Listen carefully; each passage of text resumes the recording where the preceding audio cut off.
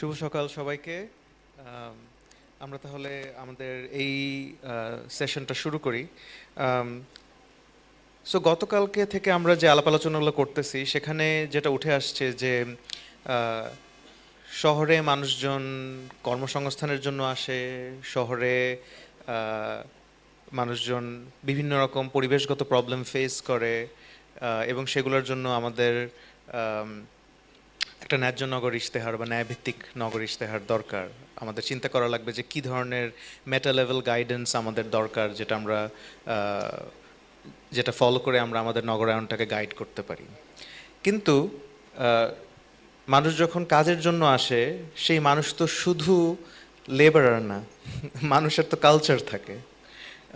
So so সেই ক্ষেত্রে এই এই শহরটা আসলে বহু বহু মানুষের তৈরি, এবং সেই মানুষের বহু সংস্কৃতি, বহু ধর্ম, বহু চিন্তাভাবনা। এটা এটা জাস্ট একটা ফ্যাক্ট শহরের, যে শহরের মধ্যে এই বিভিন্ন ধরনের মানুষরা থাকে, আসে। এবং সংস্কৃতি বলতে শুধু বড়লোকদের আর্ট গ্যালারি সংস্কৃতি না।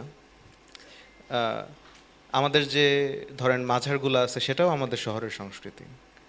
আম, এবং শহরের সংস্কৃতি বিভিন্ন শ্রেণীর মানুষের সংস্কৃতি। সো এই এই জায়গা থেকে এই সেশনটা অর্গানাইজ করা, যে আমরা কিভাবে এই এই বহু সংস্কৃতির মানুষদের মধ্যে তাদের একসাথে যে থাকা লাগবে, একসাথে যে বসবাস করা লাগবে, সেই সেই জায়গাটাতে আমরা কিভাবে চিন্তা করব, কিভাবে তারা একসাথে থাকবে।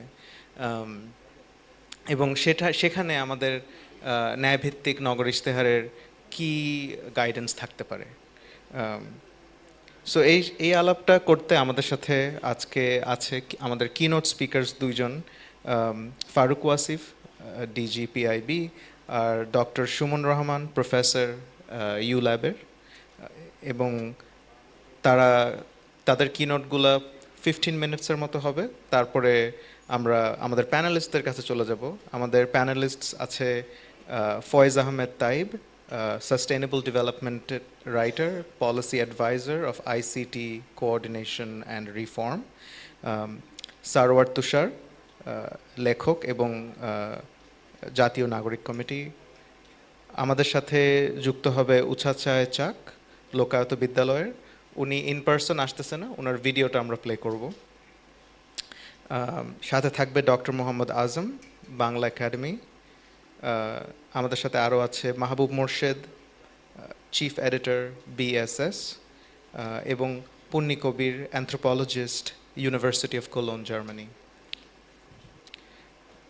এবং প্যানেলিস্টদের জন্য আমাদের হাতে 7 মিনিট করে টাইম থাকবে, এবং আমরা এক্সট্রা হয়তো 1 মিনিট 2 মিনিট পেতে পারি।